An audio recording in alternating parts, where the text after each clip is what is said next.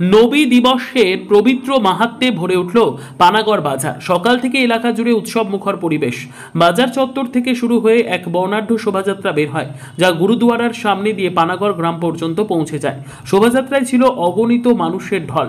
পুরুষ, মহিলা, শিশু, বৃদ্ধ সকলে একসাথে পা মেলালেন ধর্মীয় শ্রদ্ধা আর ভক্তির আবহে। ঢাকঢোল, ধর্মীয় সঙ্গীত আর স্লোগানে মুখরিত হয়ে উঠল পথঘাট। শুধু পানাগড় নয়, আশেপাশের গ্রাম থেকেও বহু মানুষ এসে যোগ দিলেন এই মহাসমাবেশে। প্রায় 1000-এরও বেশি মানুষের উপস্থিতিতে মিছিলটি এক অনন্য ভক্তি শ্রদ্ধার চিত্র তৈরি করে। মানুষ হাতে পতাকা, ব্যানার আর নবী দিবসের স্লোগান লিখিত ফেস্টুন নিয়ে এগিয়ে যায়। সর্বত্রই ছিল ভ্রাতৃত্ব, শান্তি আর মানবতার বার্তা ছড়িয়ে দেওয়ার অঙ্গীকার।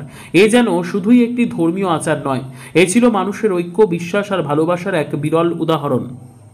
পানাগড় গ্রাম থেকে নিয়ে পানাগড় বাজার হয়ে দার্জিলিং মোড় হয়ে পানাগড় গ্রামে শেষ হবে। প্রায় 1000-3 লোক আছে। আমরা অ্যাকচুয়ালি নবী দিবস, নবীর যে বার্তা, শান্তির বার্তা, সেই বার্তা নিয়ে সারা ভারতবর্ষে একটা শান্তি এবং সম্প্রীতির বার্তা যাতে ঠিকঠাক থাকে, সেই নিয়ে আজকে এই দিবস। কি বলবেন?